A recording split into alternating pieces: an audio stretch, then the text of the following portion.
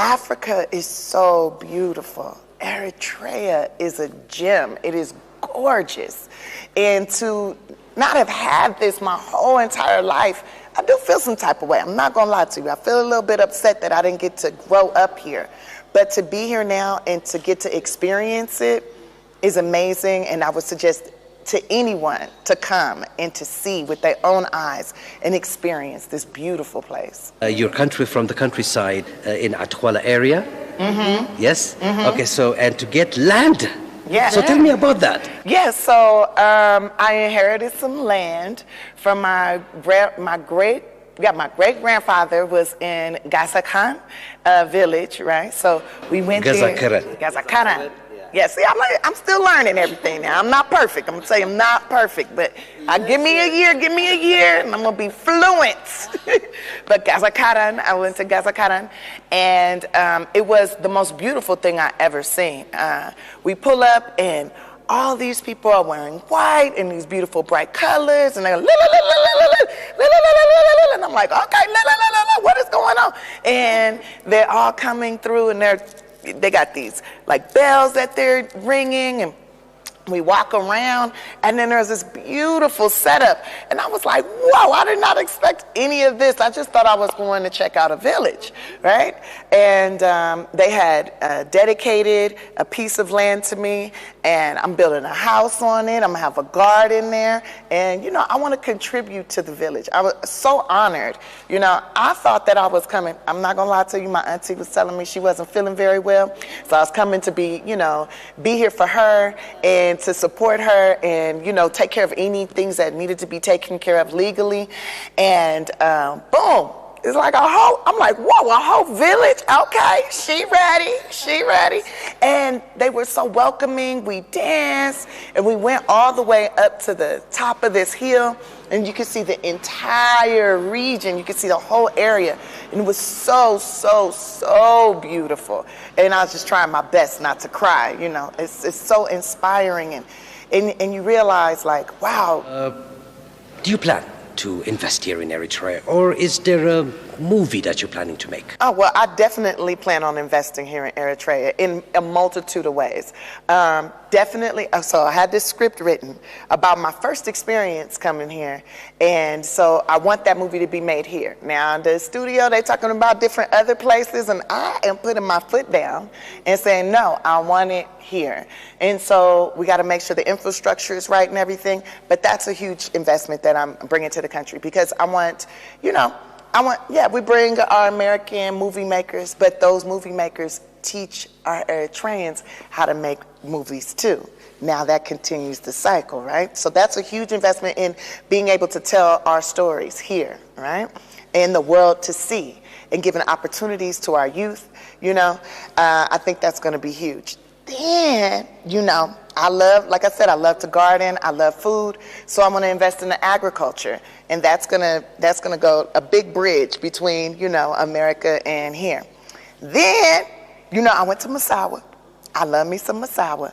And I don't understand why there's not a resort there. There should be a resort there where people come to vacation. So I'm definitely making an investment in that too, and building a resort. Perhaps, have you seen, the fact that these are lacking here in Eritrea, that, the fact that the world has something to do with it? Now, there is a lack of certain resources here. I've noticed that. And I'm not sure why.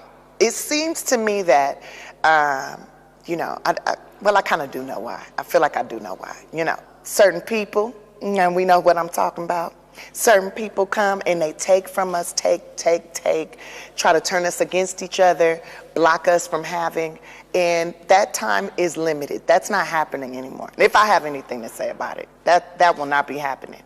And I think as Black people, we should be uniting together and working together and sharing our resources with each other. And then if somebody else want to come in that's not Black and they want to be a part of it, cool. If you know how to work with us, but you cannot take from us. Africa, but Africa as a whole. Eritrea seems to be fighting Africa's war.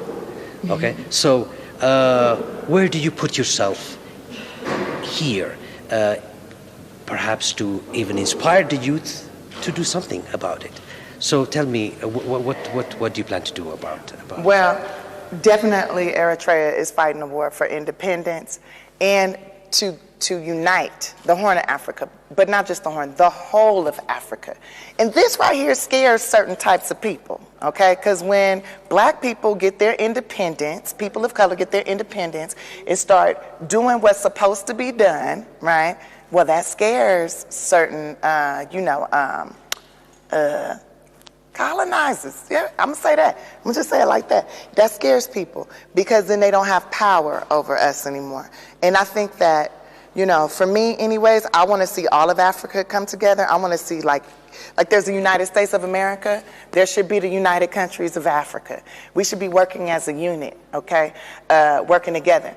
And when other countries of Africa see that Eritrea is flourishing and functioning and doing well without handouts, well then that's going to inspire others. And I feel like the youth, they have the greatest opportunity right now. This is the time to say, okay, how can we make our land better? What can we do to make us flourish, right? And they have it's unlimited resources here. You just have to know how to use it. Do the research, collaborate, work together. Find the people that actually care about other people and not the people that's trying to get rich off of other people. And that will create true wealth and unity amongst all countries, is how I feel.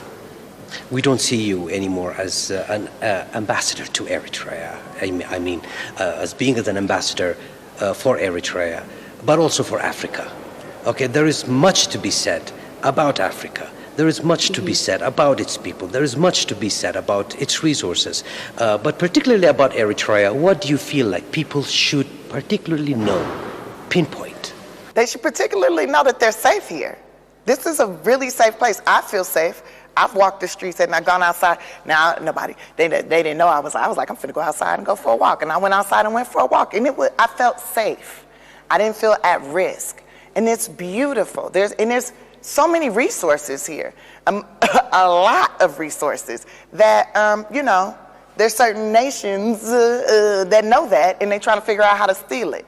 And it's like, hey, do business. Let's do business. Don't try to steal. So, I think that people should come and just have the experience of the organicness of it all, the naturalness of it all, the way the people are kind. I haven't met not one person that was rude or nasty. I didn't feel like I was going to have to fight anybody. Now, there has been some people that's a little bit touchy, but I'm famous. So, of course, that comes with the territory no matter where I go in the world. But I've had a great experience here, and I think people should come and see with their own eyes. You read things on the internet, right? You read things in these articles, and a lot of times people are paid to tell lies. They're paid to say certain things. You should come and see with your own eyes. Have your own experience, and then you can say whatever you want to say. But for people that's never experienced it, they're talking all this mess, they never been here, they going by hearsay or what lies been told here, what lies been told there. When somebody, I did my research, I saw that somebody was getting a whole lot of money from different nations to try to, separate us, to try to conquer us. And that's not okay. And now they're trying to take it to the internet. Now it's like a cyber war. They attack me on the internet, threaten my life on the internet. And all I say to them is, I wish you would, because I know how to fight. It's in my blood, baby.